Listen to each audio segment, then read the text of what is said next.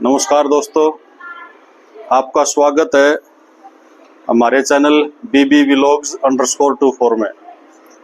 तो दोस्तों, जैसा कि हमने वादा किया था भाई बच्चों को हम गणित सिखाएंगे, वो भी बिल्कुल फ्री बिना किसी पैसे के YouTube के माध्यम से।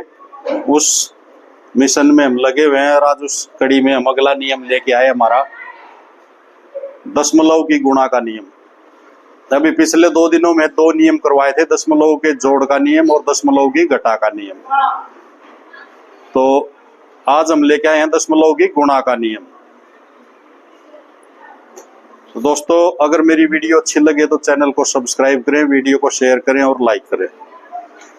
तो बच्चे हमारे आए हुए हैं, बच्चे सारे बैठे इधर, और हम लेके आए हैं दशमलव की गुणा का नियम।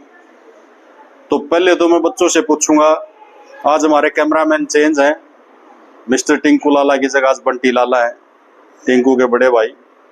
तो पहले तो हम बच्चों से पूछें भाई, दशमलव के जोड़ और घटा का नियम समझ में आ गया था? जी। आ गया था ना? जी। तो आज है दशमलव की गुणा का नियम।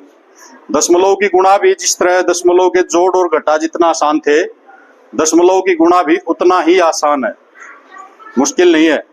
गुणा करनी सबको आती है, हर बच्चे को आती है। लेकिन अगर संख्या में दशमलव आ जाए, जैसे यहाँ पे एक संख्या दी है 3.5 गुणा में 0.003, ये हल करना में साधारण, अगर ये कोई साधारण संख्या होती, इसके बीच में दशमलव ना होता तो बच्चे इसकी गुणा कर लेते आसानी से।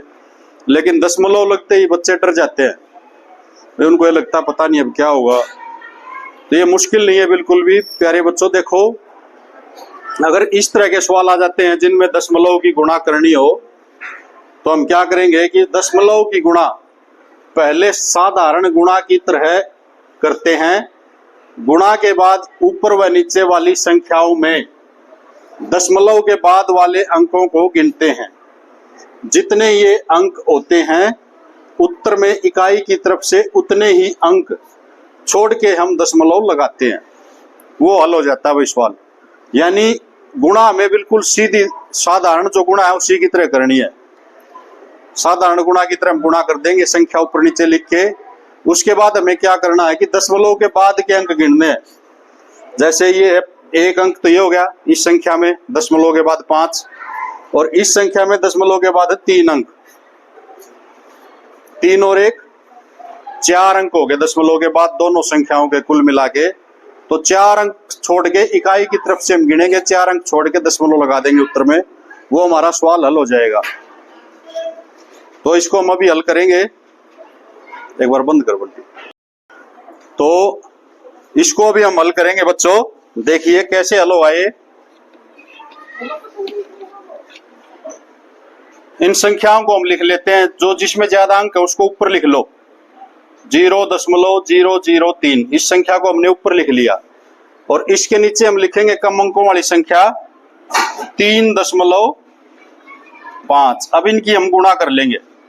5 तिये 15 का 5, 1 हासिल है तो सीधा 15 लिख दिया। 5 0 0 5 0 0,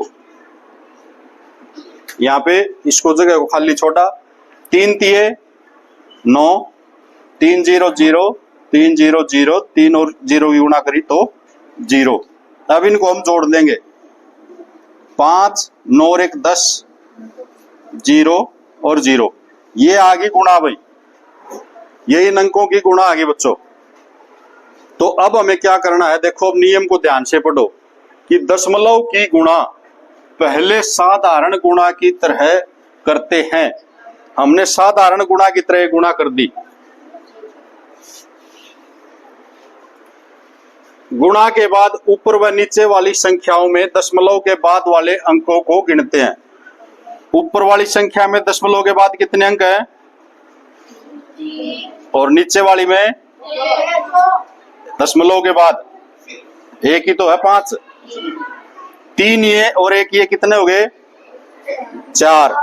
तो अब हम आगे क्या करेंगे कि जितने ये अंक होते हैं उत्तर में इकाई की तरफ से उतने ही अंक छोड़ के हम दशमलव लगाते हैं। तो उत्तर में अब हम इकाई इधर है 1 2 3 4, यहाँ पे दशमलव लगेगा भाई उत्तर में। 4 अंक छोड़ के हमने दशमलव लगा दिया। ये हमारी गुणा होगी दशमलव की। यानी दशमलव की गुणा बहुत ही आसान है। जैसे एक सवाल और करते हैं हम। ये था 3.5 है ना, इसको कर लो 13.5। ठीक है, ये हमने यहां पे कर ली 13.5। 3 से गुणा हो गया। अब 1 की जगह 2 कर लो भाई, 23.5 हो गया ये। ठीक है, अब ये 2 रह गया तो यहां पे 2 अंक छोड़ो। 2 तिये 6, 2 0 0, 2 0 0 और 2 की 0 की गुणा करी तो 0।